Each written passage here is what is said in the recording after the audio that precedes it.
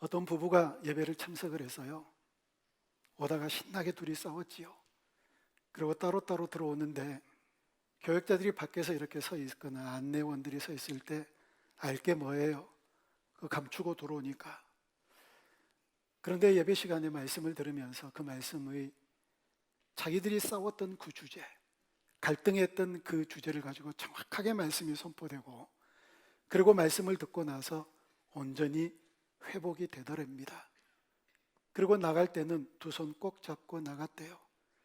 그리고 차 안에 타서 집에 가면서 우리 다음부터 싸우지 말자, 그렇게 얘기를 했답니다. 설교자가 그 부부와 짜고 한 설교일까요? 설교자가 점쟁이처럼 뭔가를 미리 알아서 그 내용을 가지고 설교해야 되겠다라고 설교를 했을까요? 하나님께서 그 부부를 사랑하셔서 성령님을 통하여, 말씀을 통하여 만져주신 줄 믿습니다. 예배에는 그런 은혜가 있거든요. 여러분이 드리는 예배, 기도, 찬송에는 어떤 은혜가 있으신가요? 예배를 드릴 때 정말 보좌에 앉으신 우리 주님이, 그 하나님의 놀라우신 살아계심의 임재하심이 느껴지시던가요? 기도를 하는데 마치 탁자 위에 주님과 마주 앉아서 커피 한 잔 딱 올려놓고 이러쿵저러쿵 도란도란 얘기하는 그런 느낌이 있으신가요? 그래서 마음껏 내가 아뢰고 싶은 것들 우리 주님께 아뢰고, 또 그냥 내가 하고 싶은 말만 뱉어놓으면 안 되잖아요. 주님이 또 나에게 무슨 말씀을 하고 싶은지, 주님 마음에 담겨있는 그 마음, 어떤 것들을 내게 주고 싶으신지, 그걸 또 받아보신 적이 있으신가요? 우리가 하나님 앞에 찬송을 드리는데 보좌에 앉으신 하나님이 너무너무 기뻐하시면서 박수를 치면서, 야, 내가 너희들 나를 향하여 찬송하니 기쁘다, 내가 행복하다, 내가 너무 좋다, 그렇게 말씀하시는 하나님의 마음이 느껴지시나요? 어떠세요? 가끔씩 느껴질 때 있지요. 아니, 그럴 때가 한 번도 없으면 그건 안 되잖아요. 가끔씩 그럴 때가 있을 거예요. 아니, 어느 누구든지 그런 경험들을 다 한번 해보셨을 거예요. 늘 그래야 됩니다라고 말씀을 드리면 이렇게 반문하실 분들이 계실 수 있을지도 모르지요. 아니, 예배 한두 번 드려요? 기도 한두 번 하나요? 찬송을 한두 번 하나요? 어떻게 늘 하는 그런 예배, 기도, 찬송 가운데서 그런 은혜를 계속 누릴 수가 있나요? 그렇게 반문하고 싶은 분도 혹시 있을지 모르겠습니다. 그런데요, 계속 누리시기를 원합니다. 하나님 살아 계시거든요. 여러분, 그러셔야 돼요. 우리에게 문제는 이랬다 저랬다, 오르락 내리락 한 게 문제잖아요. 아니, 어느 때는 정말 성령 충만해서, 예, 주님 어서 오십시오, 내가 지금이라도 천국 가기를 원합니다, 저 지금 천국 가고 싶어요, 이렇게 정말 충만할 때가 있는가 하면, 또 어느 때는 나 예수 믿는 건 맞아? 나 도대체 왜 이래? 왜? 내가 정말 잘 살려고 그랬는데, 온전한 신앙생활 해보려고 그랬는데 나는 도대체 왜 이럴까? 자기의 가슴을 치며 자기를 원망하며 자기를 한탄했던 그런 시절 왜 없으시겠어요? 어느 순간에는 우리의 신앙이 상승 곡선을 향하여 나아가다가 또 어느 순간에는 끊임없는 밑바닥으로 하향 곡선을 탈 때가 있잖아요. 오늘 본문에 나오는 엘리야가 그랬거든요. 여러분이, 엘리야는 하나님의 놀라운 은혜를 체험했던 선지자였고요, 하나님께서 베푸셨던 기적을 놀랍게 맛보았던 선지자가 바로 엘리야였어요. 그런데 그가 위기에 처하자, 생명의 위협을 느끼자 어떻게 얘기를 하느냐면, 여러분 오늘 본문 1절을 우리 다시 한번 같이 읽어봅니다. 시작. 아합이 엘리야가 행한 모든 일과 그가 어떻게 모든 선지자를 칼로 죽였는지 이세벨에게 말하니. 아합이요, 두 가지를 자기 아내 이세벨에게 보고를 해요. 하나는 뭐냐면 엘리야가 무슨 일을 행하였는지, 그리고 엘리야가 어떻게 바알 선지자들을 죽였는지, 이 두 가지를 얘기를 하거든요. 여러분, 이 사건은 어떤 사건이지요? 우리가 19장을 읽었는데 18장에 가면 갈멜산 전투가 나옵니다. 여러분, 이 전투는 군인들이 싸우는 전투 아니에요. 하나님이 진짜 신인지 너희들이 섬기는 바알 신이 진짜 신인지를 대결하는 그런 대결이었거든요. 먼저 바알 신을 섬기는 선지자들이 막 기도합니다. 바알에게 바알이여 바알이여 불을 내려주소서. 불이 내려와야지요. 뭐 바알이 있어야지 내려오지요. 바알은 죽은 신 아니 없어요. 근데 아무리 외쳐도 바알이 불을 내려줘야지요. 그리고 엘리야가 하나님께 간절히 기도합니다. 하나님, 불로 응답하소서. 불로 응답하소서. 즉시 하나님께서 불로 응답하셔서 그 모든 제단의 제물을 태우시고요, 도랑에다가 물을 부었는데 그 물이 넘쳤어요. 그럴 만한 그 도랑의 모든 물까지 다 핥아버렸다. 전부 다 말라버렸다. 그렇게 강력한 불이 하늘에서 즉시 떨어져서 모든 것을 다 태워버렸거든요. 이 놀라운 광경을 바라본 이스라엘 백성들이 어떻게 얘기를 했는지 아세요? 18장 39절 말씀, 열왕기상 18장 39절을 보면 이렇게 말씀해요. 같이 읽습니다. 시작. 모든 백성이 보고 엎드려 말하되 여호와 그는 하나님이시로다. 여호와 그는 하나님이시로다 하니 아멘. 오, 그 놀라운 광경을 보면서 그래, 바알은 가짜야 가짜, 하나님만이 진짜 신이야, 이렇게 외쳤거든요. 여러분, 이런 놀라운 일들이 있었는데 그런 일들을 전부 다 보고를 하니까 이 이세벨이 그때 그 장소에 있었어야 되는데 아마 없었던 모양이에요. 그 보고를 받으면, 아니 남편이 그렇게 얘기를 하면 꼬박 죽어야지요. 내가 가져온 이 바알신 이거 가짜구나, 그리고 정말 이 이스라엘 백성들이 섬기는 하나님이 진짜구나, 이렇게 넙죽 엎드려야 되는데 이를 갈아요. 그리고 얘기하기를, 엘리야, 네가 우리 바알 선지자를 죽였지? 바로 그 시체처럼 너도 그와 같이 될 것이다. 만약에 그렇지 않으면, 내 손에 의해서 너가 죽지 않으면 내가 섬기는 바알 신이 나를 가만히 두지 않을 거다. 여전히 죽은 신을 버리지를 못해요. 판명 났잖아요. 바알 신이 얼마나 가짜인가가 드러났잖아요. 그럼에도 불구하고 그 신을 버리지 못한 채 그 신이 나를 가만히 두지 않을 거래요. 반드시 내가 너를 죽일 거라고 위협을 해요. 이세벨의 입장이 이해가 되세요? 이해가 돼요. 아니, 자기 남편이 이스라엘 왕이잖아요. 왕의 체면이 얼마나 손상이 됐겠어요. 그리고 자기가 가져온 바알 신이잖아요. 이 신을 믿어야 된다라고 힘주어 외쳤는데 웬걸요? 그저 속절없이 무너지고 얼마나 가짜인지, 얼마나 없는 신인지를 그대로 없는 신인가가 증명됐으니 이게 체면이 말이 아닌 거예요. 그러니까 이세벨이 가만히 두지 않겠다고 얘기를 하고 있거든요. 이세벨의 심정이 충분히 이해가 돼요. 이세벨의 심정은 충분히 이해가 되지만 이런 위협 속에서 엘리야의 반응, 이건 정말 이해가 안 되는 거거든요. 어떻게 반응했나요? 3절과 4절 말씀을 우리 다시 한번 봅니다. 3절을 보면 이렇게 말씀해요. 그가 이 형편을 보고 일어나 자기의 생명을 위해 도망하여 유다에 속한 브엘세바에 이르러, 갈멜 산은 북쪽에 있어요. 근데 브엘세바는 팔레스타인 가장 남쪽에 위치한 도시거든요. 근데 그 북쪽에서 큰 남쪽까지 냅다 도망가요. 너무 두려워서. 그것도 부족했던지 4절에서 어떻게 얘기를 하는지 우리 4절 말씀을 같이 읽습니다. 시작. 자기 자신은 광야로 들어가 하룻길쯤 가서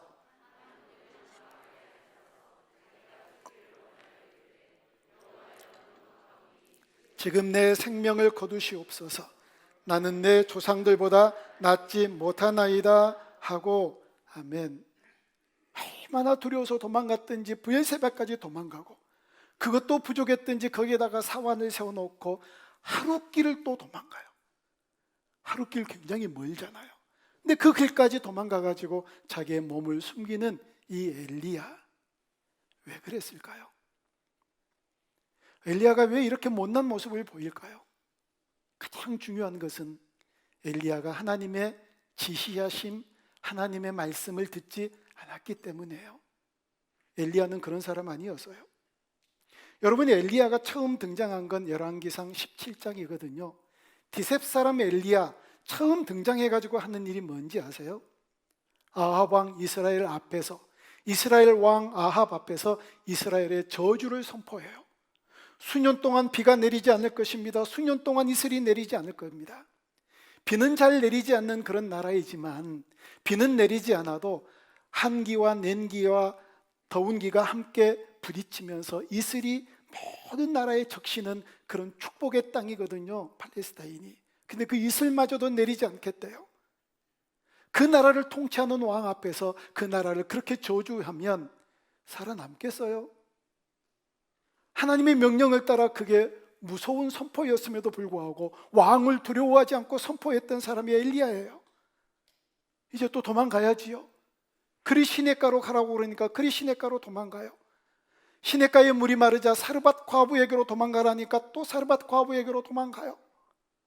가라는 대로 하나님의 지시를 따라 갔던 사람이 바로 엘리야였거든요.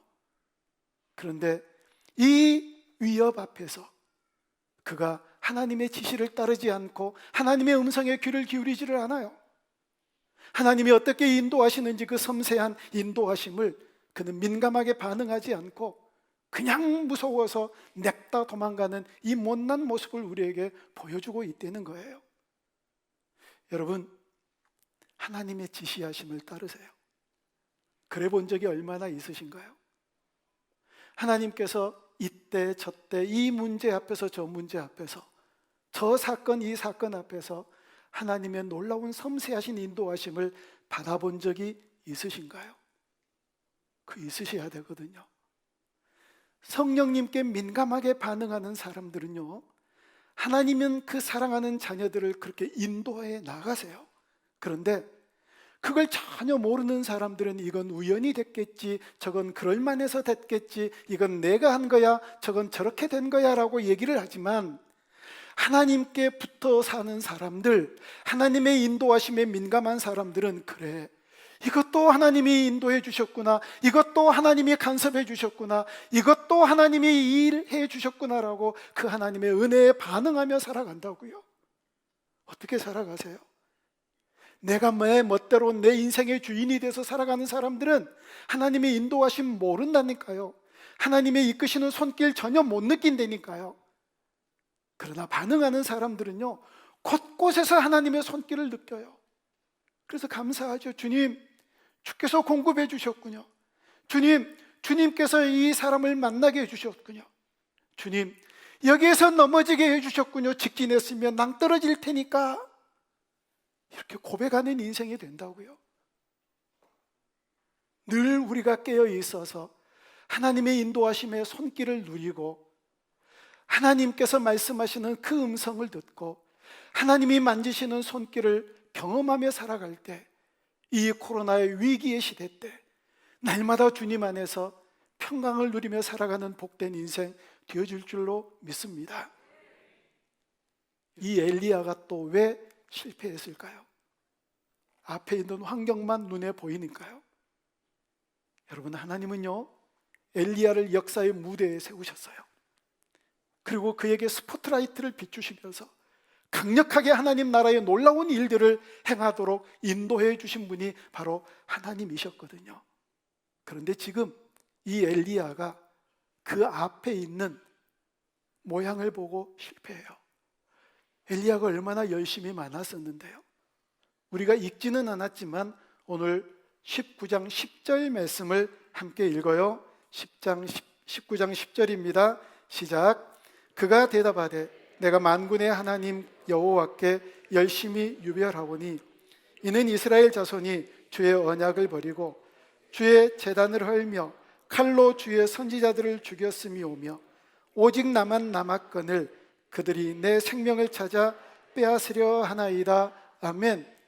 여호와의 일의 특심이었다고 얘기를 해요. 얼마나 열심으로 일을 했는데요. 아니, 하나님께서 그를 얼마나 열심으로 사용하셔서 도구 삼아 일을 하셨는데요. 그때 하나님과 동행했었지요. 하나님과 열심히 함께 일했지요. 근데 갑자기 하나님이 안 보이는 거예요. 출장 가셨나요? 우리 하나님 어디에 가셨을까요? 그게 눈에 안 보이는 거예요. 그래서 본문 3절에서 엘리야가 이렇게 얘기를 해요. 그가 이 형편을 보고 일어나 그가 이 형편을 보고 일어나. 이제까지 일하셨던 하나님은 어디로 가버리고 이 이세벨이 위협하는 그 형편만 그 눈앞에 보이는 거예요.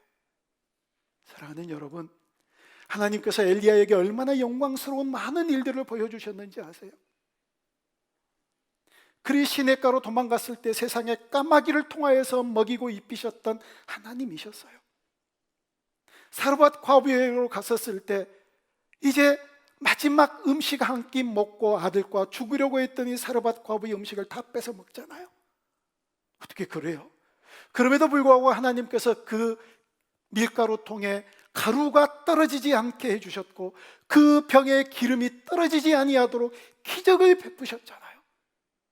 어쩌다가 사르밧 과부의 아들이 죽자 그 아들을 다시 살려내는, 죽은 아들이 다시 살아나는 놀라운 기적을 포기하셨잖아요. 그 하나님은 도대체 어디로 가버리신 거예요? 그 하나님 도대체 어디로 가버렸느냐? 이 한탄하는 이 엘리야를 보세요. 눈에 보이는 것만 바라보면 어느 누구도 그렇게 실패할 수 있거든요. 여러분, 진짜 믿음의 사람들은 눈에 보이지 않지만 그 배후에 역사하시는 하나님을 볼 줄 아는 영적인 안목이 떠져 있어야 될 줄로 믿습니다. 보이지 않지만 하나님 계신다, 역사하신다, 나와 함께 하신다, 그 하나님이 언제나 나와 같이 계신다, 이 사실을 분명하게 믿고 확신할 때 이처럼 실패하지 않거든요.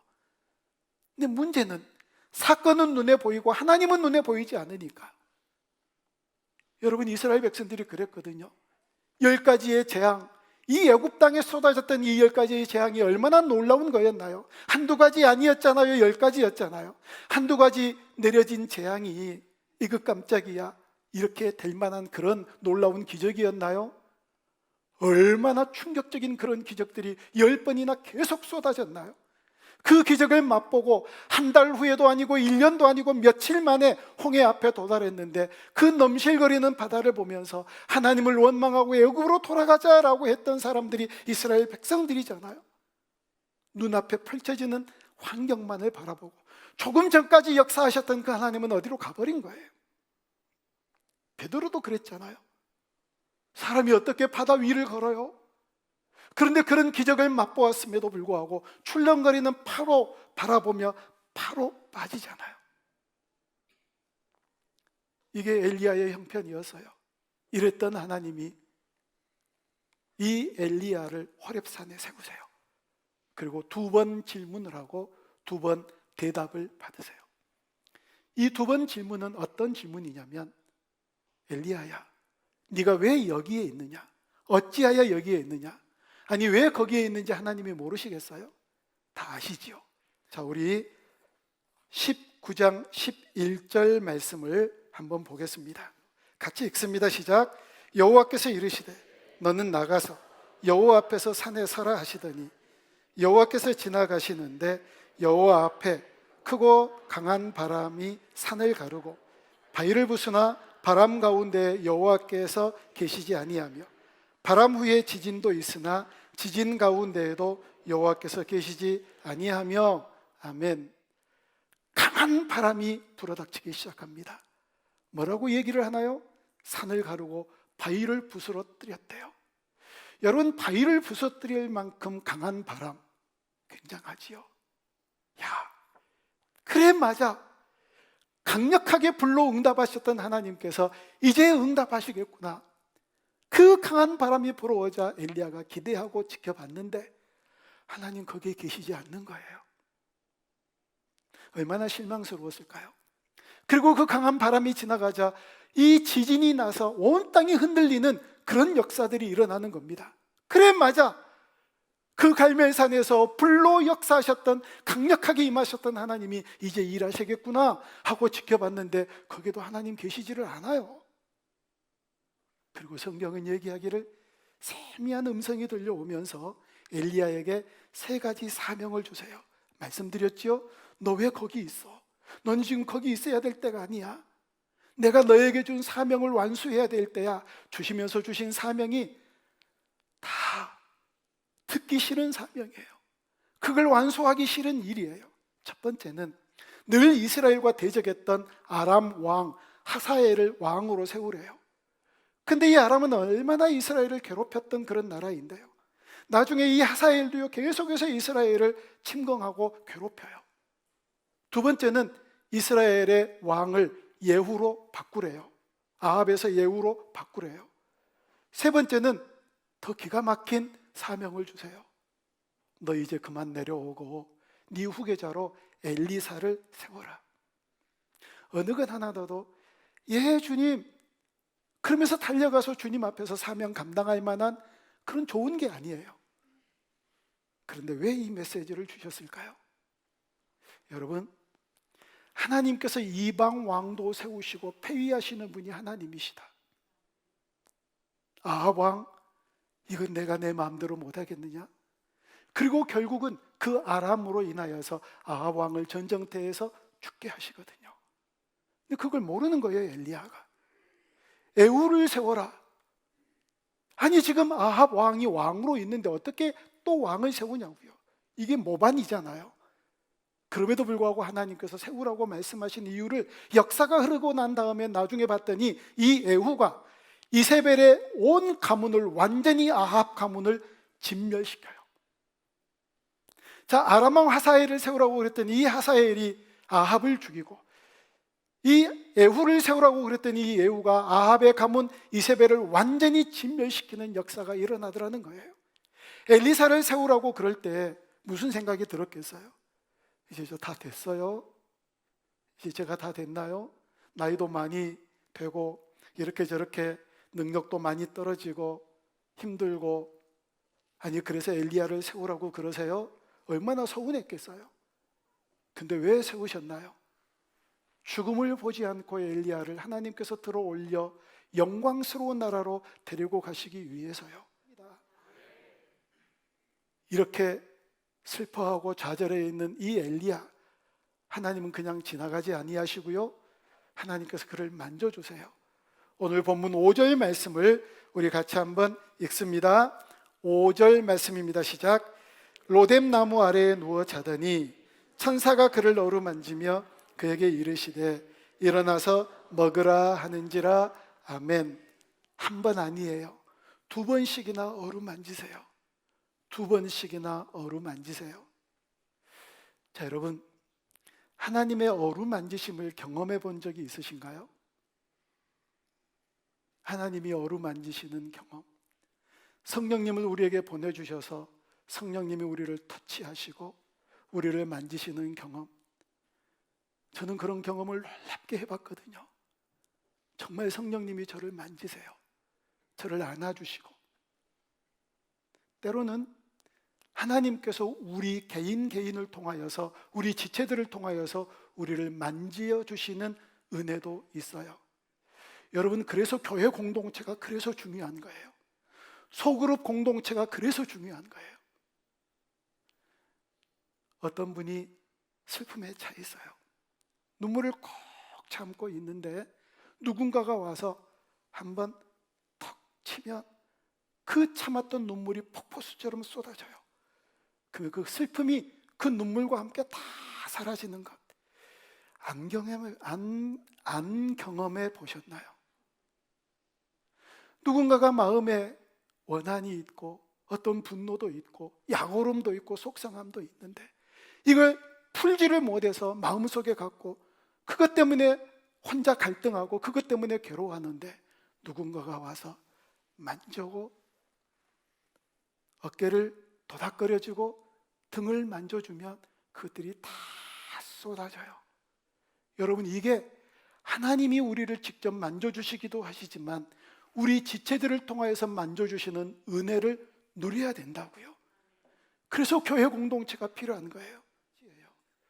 날마다 하나님의 터치를 누리세요.